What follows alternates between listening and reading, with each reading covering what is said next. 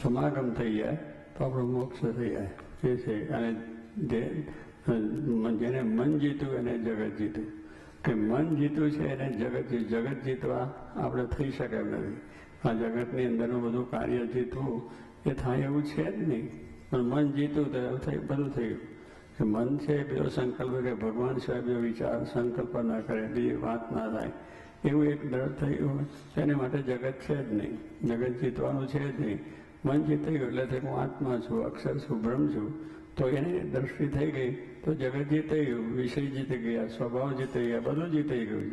પણ એ આત્મદ્રષ્ટિ આપને દ્રઢતા થવી જોઈએ. અને એવી જેની દ્રષ્ટા થઈ છે એને આખું જગત, જોગી મહારાજને આપણે દર્શન કર્યા છે, એને કોઈ પ્રકારના જગતની અસર થઈ નહીં. ઘણી જાતના એમના પ્રસંગો થયા બન્યા કર્યા છે જીવનની અંદર, પણ કોઈ જગત, કોઈ દુઃખ નહીં, કોઈ મુશ્કેલી નહીં, કોઈ કઈ વાત નહીં.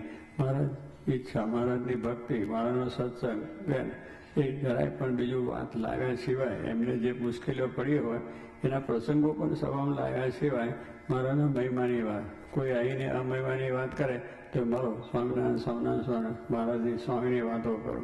આ એક જગતની. અને દેહનો ભાવ છે એટલે દુઃખ છે, દેહ નથી ભાવ, આત્મભાવ છે તો દુઃખ જ નથી. આ બધી વાતો આપણે સાંભળીએ તો એ દુઃખ થાય. કે પ્રમાણે પછી મહારાજની મરજી સમજીને થઈ જાય. એટલે મન જીતું એને જગત જીતું છે. એટલે મન જીતું એ કથન છે. એટલે સ્વામીએ કહ્યું, મનમાં કહ્યું તું મારું ત્યાં કામ બગાડ્યું તારું, તું આવ્યો તો શા માટે તેનો ન કરે ઉચાટે, થઈ જાશે વસમી વાટે. અને છેલ્લું કયું એ વાતની અંદર મને યાદ નથી, પણ એટલી વાત બધા કરતા હતા કે મન ધાર્યું કર્યું છે એટલે વસમી વાટે જવાય છે. વસમી એટલે પછી આપણા અધોગતિને રસ્તે મન ધાર્યું કરે છે એટલે. અને મન ધાર્યું જે કરતા હોય એના પર કોઈ રાજીપો થાય નહીં. ભલે ઘરમાં કુટુંબમાં રહેતા હોય પણ કુટુંબમાં જે મન ધાર્યું કરતો હોય તો એના પર રાજી ન થાય. 2-3 છોકરા હોય પણ મન ધાર્યું જે કરતા હોય એના પર રાજીપો ન થાય. ભેગા રહે ખરા પણ રાજીપો ન થાય ને જે પેલાને રાજીપો થઈ જાય.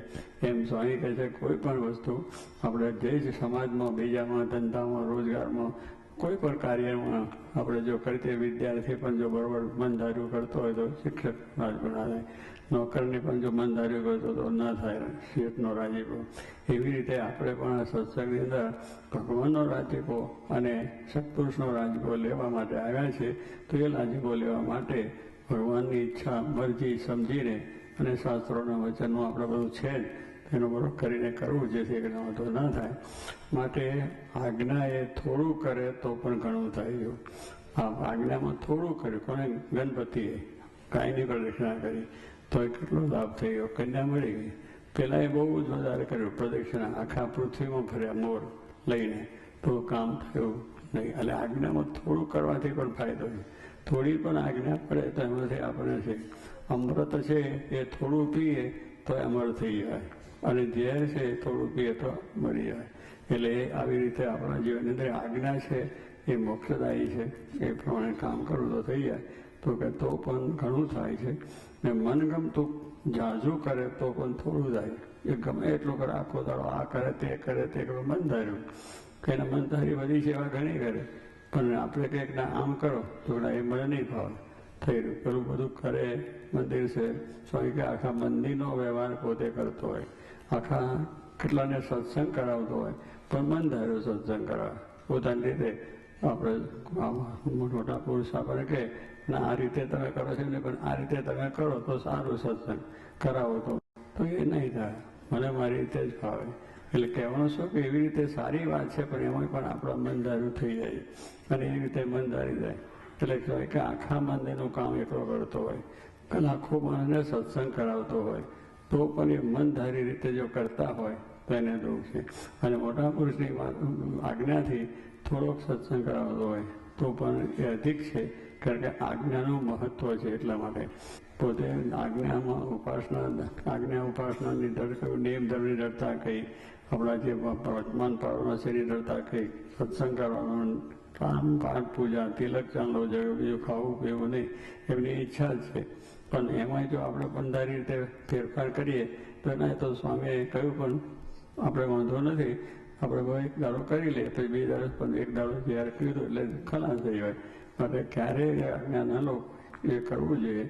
અમારે સાધુ છે તો પણ વાત કરી માર્ગે કે સાધુમાં મોટેરા કોણ કે દેશ પરદેશ જાય, ત્યાં આગળ પણ જઈને હજારો માણસને સત્સંગ કરાવે, પણ એની અંદર ધન ને સ્ત્રીનો ક્યારેય એનો એ વિચાર ના થાય તો એ બધામાં મોટેરા. આ મોટેરાની વ્યાખ્યા હોય બહુ સારું જ્ઞાન, બહુ બીજું ત્રીજું પીર છે કે બહુ સારું એ કરે, એ નથી. એમની મૂળ સાધુતા અને આજ્ઞા, ઉપાસના, ધન સ્ત્રીનો ત્યાગ, પંચવિતમાન, આ જો દ્રઢ હોય તો એની મહત્તા છે, એની મોટપ છે. આપણો આ સંપ્રદાય છે એ સાધુતાનો. શાસ્ત્રી મહારાજ, યોગીજી મહારાજે બહુ સાધુતા રાખી, ધનશ્રીનો ત્યાગ, પંચવર્તમાં એ ભલે મુશ્કેલી પડી છે, ઘણી મુશ્કેલી પડી, પણ છતાં એમાંથી ચલાયમાન જરાય થયા નથી. તો આજે આ ઉજળો સંપ્રદાય આપણો છે. તો એ આપણે ધ્યાન રાખવાનું છે. આપણા ગુરુએ જે કર્યું છે તો આપણે પણ એની અંદર દળ રહીને આ કામ કરીશું તો કામ થશે. માટે આવી મોટી જે આવી આજ્ઞા છે, ધર્મને ઘસારો આવવો જોઈએ નહીં, રાજીપો મળે એ જ પ્રમાણે કરવાનું છે. માટે અહીંયા આગળ એ વાત કરી છે કે આપણે જેટલી આજ્ઞા પડશે એટલું અંતરે સુખ, જેટલો આજ્ઞાપણા છે એટલો જ આપણે ભગવાનનો લાભ અને ભગવાનનું સુખ મળશે. એ જ પ્રાર્થના. સહજાનંદ.